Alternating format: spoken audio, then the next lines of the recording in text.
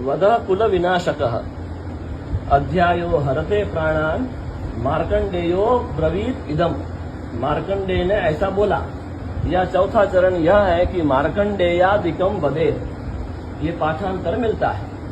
तो पहले वाले का अर्थ यह है कि मार्कंडेय ने ऐसा बोला, क्या बोला वो तो सब आप समझ गए। और दूसरा पाठांतर का अर्थ यह है कि मार्कंडेयादिकम वदेत। तो मार्कंडेयादिकम, आदिकम से क्या अर्थ लगाएंगे? आदिकम से सप्तशती के प्रत्येक अध्याय के अंत में जो आता है इति श्री मार्कंडेय पुराणे सावर्णिके मनवंतरे, ये जो आता है ये उससे वो आदिकम आएगा। अब ये श्लोक का मूल क्या है वो अभी तक नहीं मालूम किसी को भी, अभी तक मुझे किसी ने उत्तर नहीं दिया। एक बात तो ये हो गई, आप लोग गीता पाठ करते हैं, हर अध्याय के बाद में आता है ओम तत्सदिति।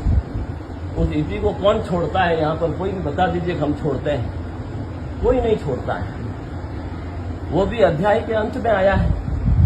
ऐसे ही जो जिसके लिए नियम बना है उसको वहीं रहने दीजिए।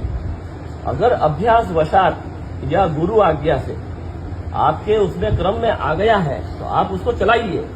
कोई नहीं चला रहा है तो उसको टोक नहीं सकते हो आपके, आप गलत कर रहे हो। एक बात। दूसरी बात, और भी भागवत के विषय में और ठोस प्रमाण जान लीजिए। जिस प्रकार से अध्याय के बीच में अगर कहीं इति शब्द आ जाएगा तो उसको खा जाएंगे क्या? बोला जाएगा। ऐसे ही भागवत के 18,000 श्लोकों की गणना जिस प्रकार से होती है वो मैंने आज बताया था, फिर से बता रहा हूं। गद्य भाग, बड़े छंद और अनुष्टुप छंद, इन तीनों के अक्षरों को जोड़िए, उसमें 32 का भाग दीजिए। 32 क्यों? क्योंकि श्लोक संज्ञा केवल और केवल अनुष्टुप छंद की हुई है। श्लोकम श्लोक विदो विदुः, श्लोक संज्ञा केवल और केवल अनुष्टुप छंद की हुई है। बाकी छंद, बाकी सब वृत्त संज्ञक होते हैं। तो उन सभी अक्षरों को जोड़ करके जब 32 का भाग देंगे तो आपको एक संख्या मिलेगी 16,195। अपना जो ये अष्टोत्तर का ग्रुप बना है उसमें मैंने वो डाल दिया, आपको अलग से भी भेजा है। दूसरी संख्या आपको मिलेगी उवाच मंत्रों की, वो है 1270। हमको वहां भ्रांति हुई थी, हमने 1200 बोल दिया था। वो हो सकती है भ्रांति, मनुष्य शरीर है। 1270। और तीसरी संख्या आपको मिलेगी आधे श्लोकों की, वो है 200।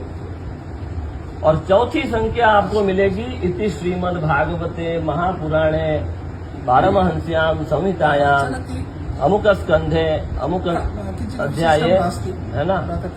ये इन सब की कितनी संख्या है? इनके अध्याय 335 है, तो इनकी संख्या भी 335। इन 4 संख्याओं को जोड़ेंगे तभी आपको 18,000 श्लोक बनेंगे। ये मैं नहीं बोल रहा हूँ, ये वंशीधरी टीका में वंशीधर शर्मा जी नाम के आचार्य जी बोल रहे हैं। उनकी टीका सर्वमान्य है। ऐसी भी टीका का मैंने नाम नहीं लिया है कि जो कि कोई जानता ही नहीं है। श्रीधरी टीका बहुत सूक्ष्म टीका है, उसको भी समझने के लिए वंशीधरी टीका का आश्रय लेना ही पड़ता है। वहां पर ये इस प्रकार की गणना हुई है। अगर 18,000 श्लोक की घोषणा तो आप सब लोग जानते ही हैं कि भागवत में 18,000 श्लोक तो है ही है, ग्रंथोष्टादश सहस्रो। तो जब 18,000 आप मानते हैं और 18,000 ये इति श्रीमद् भागवते को जोड़ के ही हो रहा है, तो फिर अब वो भागवत का ही भाग हुआ ना। तो उस इति को आप कैसे छोड़ सकते हैं? आप ये बताइए, हमारा ये अंग हटा देवे और कुछ और लगा देवे, कैसा लगेगा?